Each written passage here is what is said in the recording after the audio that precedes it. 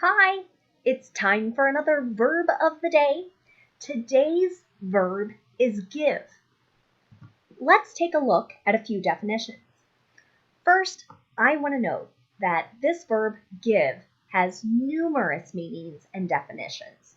I've tried to pick out some of the more common ones that you may hear or may see when you're reading. But there are at least 40 different definitions in one of the dictionaries I checked out. So let's look at our first definition. To freely transfer the possession of something to someone. You might think about this as giving a gift. The second definition is to hand something to someone. Maybe someone has asked you, give me a pencil. Another meaning would be to administer something, such as medicine, a test, something else. And the fourth definition we'll look at is to communicate or impart. You might hear this as giving advice. Give is an irregular verb.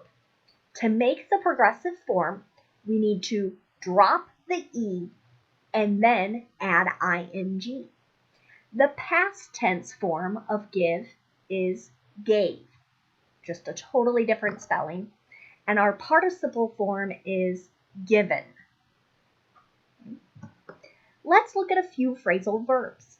And again, just like give had numerous definitions, there are numerous phrasal verbs with different meanings as well. I've tried to pick out some of the more common ones for us to look at. The first phrasal verb we'll look at is give away. The meaning is to give someone a present or prize, or to give something free of charge. Here it is in an example sentence. She gave away her bedroom furniture before she moved across the country. Give away can have another meaning, and it is to tell a secret intentionally, so on purpose, or unintentionally.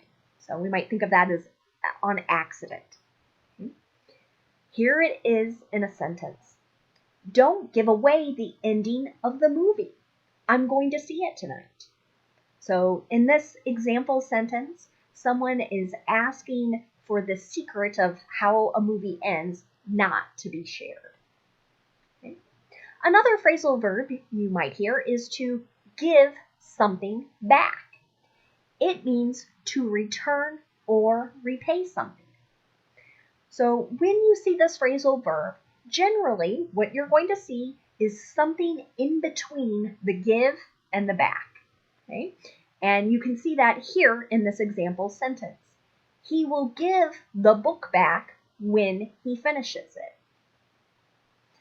The thing that's coming between a form of give and the preposition back there is the object, the thing that will be returned. Another phrasal verb you might hear is give in. This could mean to yield, surrender, or accept defeat. Here it is in a sentence. This argument will go on for days unless someone gives in. So unless someone yields, someone agrees or stops arguing in this case. Another phrasal verb you may hear is give off. It means to emit or send out something. Here it is in a sentence. This milk is giving off a bad smell. Another phrasal verb you may hear is give out, and it's describing something that has stopped working. My computer gave out this weekend.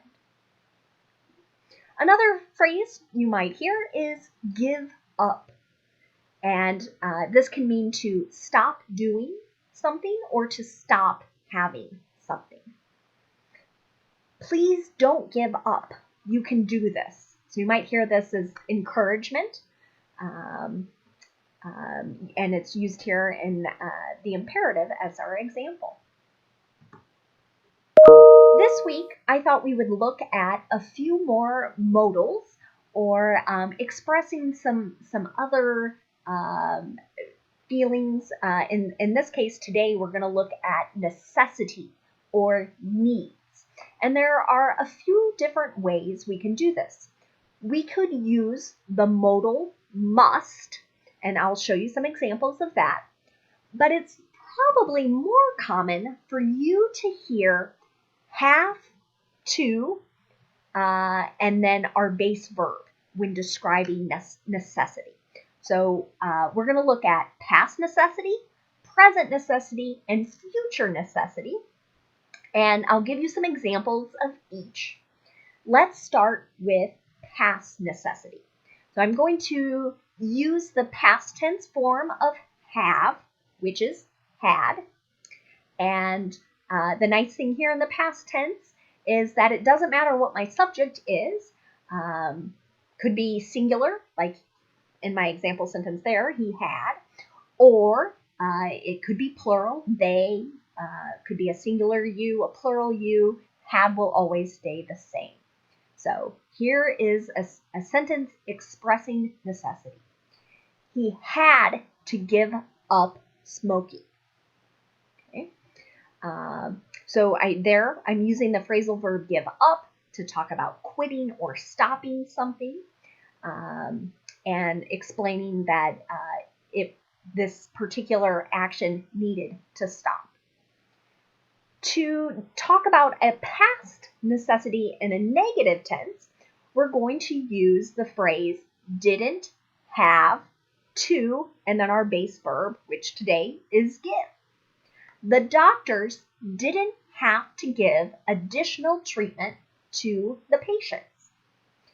If we want to make a question to ask about necessity in the past tense, we're going to change the order of did and our subjects.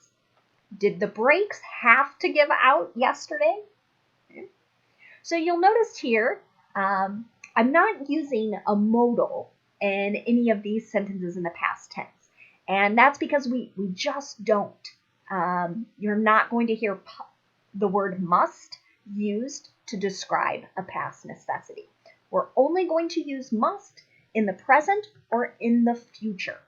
So let's take a look at present necessity. In the present, again, we're going to keep using this phrase, have to, and a base verb. And here, the form will change with our subject, right? So my first example sentence here is, they have to give the money back.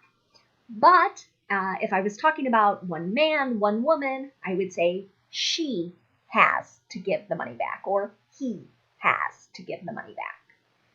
I'm going to pause and note something that native speakers tend to do with this phrase, have to. Sometimes they combine the two words and it sounds like have to. They have to give the money back. It's not wrong. It's a bit more informal. So if you were writing this down for something related to work or to school, I would encourage you to use have to. But again, you might hear this from native speakers. If it's she, he, or it, and has to, it might come out as hasta. We're just kind of blending those two words together. But another way to express necessity in the present tense is to use the modal must and then the base verb. So this will not change based on the subject. That's the one thing that I think is really nice about modals. The form doesn't change based on the subject. So they must give the money back would have pretty much the same meaning as they have to. I will note that you're more likely to hear must or see must on things like signs. You might see it in laws or other sort of formal documents, things you receive as part of an agreement. When you're signing a lease for a new place to live, you might see this phrase used. it is a bit more formal. So let's look at the negative now. Okay? In the present tense, she doesn't have to give them food. Okay? So if my subject had been they, I would have said they don't have to give them food. So that does change based on the subject. I've put my second sentence here, she must not give them food, in a different color because I want to call out that it does not have the same meaning as doesn't have to. Here, this is more like a prohibition, like you are not allowed to do this activity. Okay? So one must not give food, let's say, to animals at a zoo or maybe in a park. They don't want you to feed the wild animals. Okay? That would be an instance where you may see a phrase like must not give. Okay? Finally, if you want to ask a question, again, we're going to go through this process of just changing the order of our helping verb do or our modal must and the subject. So let's take a look at those. Do I have to give the document to them? Okay. Or I could say, must I give the documents to them? Both statements there or questions have about the same meaning. Okay. The must just tends to be more formal. Finally, let's look at the future tense. Again, we're going to continue using this phrase, have to, in our base verb, but for the future, we can combine this with will have to. Okay? We'll have to give to charity next month. Okay? Talking about necessity.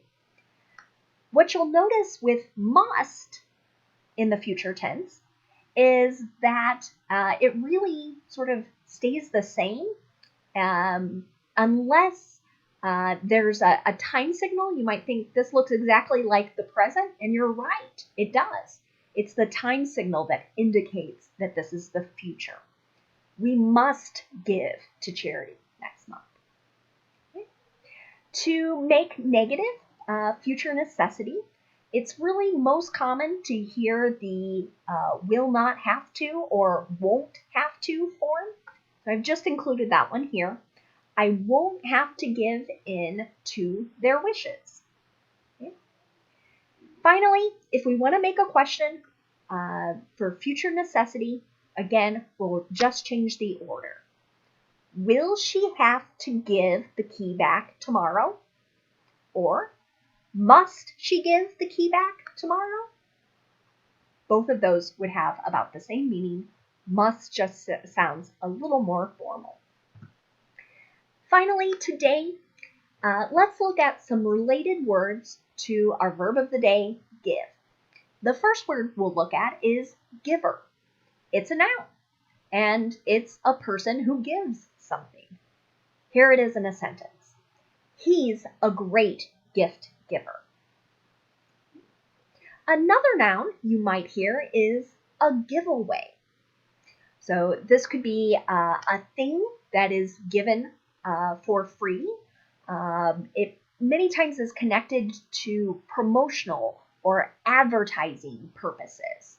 A new business who wants to attract customers might give the first 10 people who come into a store on a particular day a free item. Okay.